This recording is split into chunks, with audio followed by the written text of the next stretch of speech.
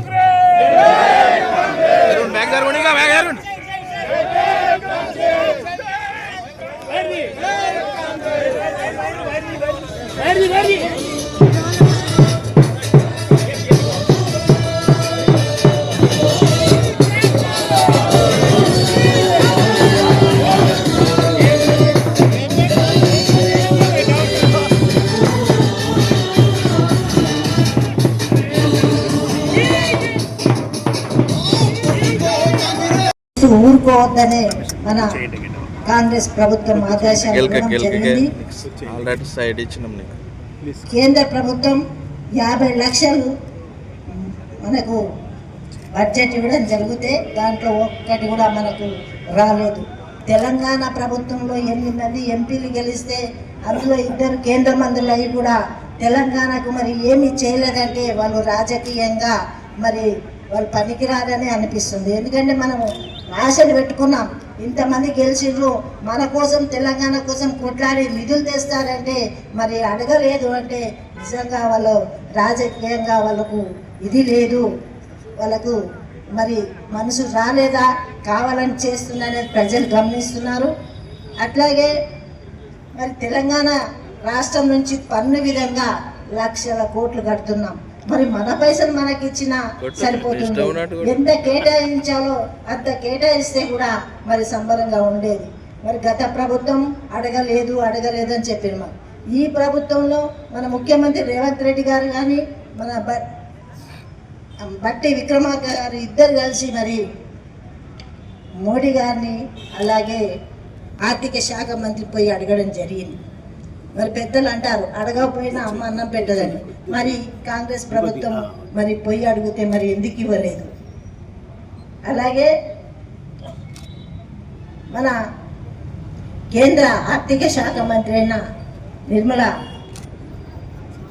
సీతారాం గారు మరి తెలంగాణ ఆడపడుచు,